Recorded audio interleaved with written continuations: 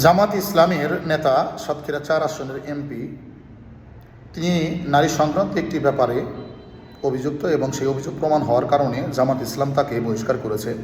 আমি আশা করি যে জামাত ইসলাম নির্বাচন কমিশনে চিঠি পাঠাবে যাতে তার এমপি পদ না থাকে এবং তার শাস্তি, সর্বোচ্চ যে শাস্তিটা হওয়া সম্ভব বাংলাদেশের প্রেক্ষাপটে, সেই শাস্তি আমি দাবি করতেছি।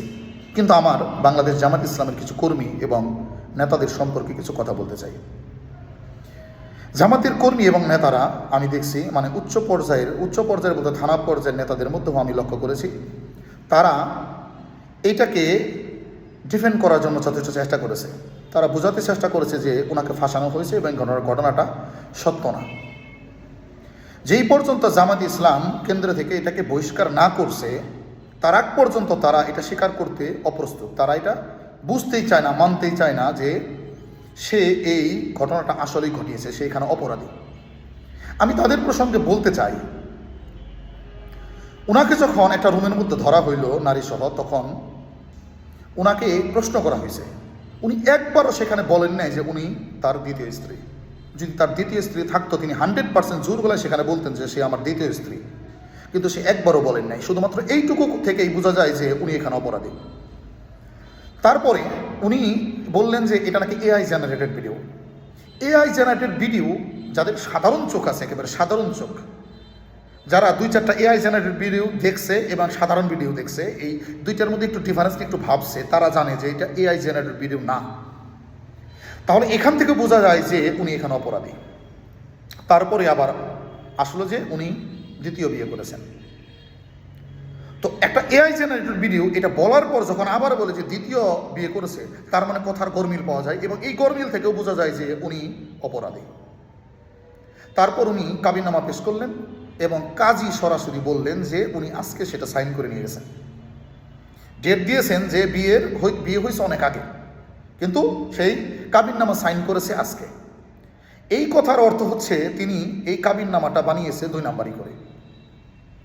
তো এত কিছুর পরেও আপনাদের মাথায় এইটা ধরে না কেন যে উনি অপরাধী? কেন্দ্র থেকে এই তাকে বহিষ্কার করার আগ পর্যন্ত আপনারা ফেসবুক সহ বিভিন্ন সামাজিক যোগাযোগ মাধ্যমে বলতে চেষ্টা করেছেন যে জামাতের এমপি কোনো ভুল করেননি, তাকে ফাঁসানো হয়েছে। বিভিন্নভাবে আপনারা তাকে সহিশুদ্ধ বানানোর চেষ্টা করেছেন। আমি বলতে চাই যে উনি তো আসলেই অপরাধী।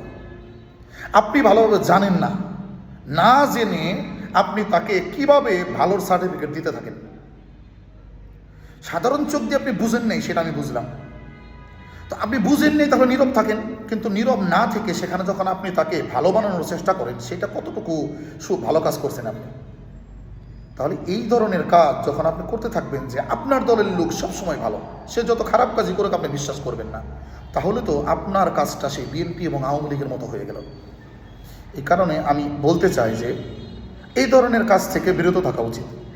যে আমার দলের মানুষ, সে তো মানুষ, সে তো ভুল করতে পারে, তার তো মানবিক যে গুণ, সেই গুণ থেকে সে বিচ্যুতি হতে পারে।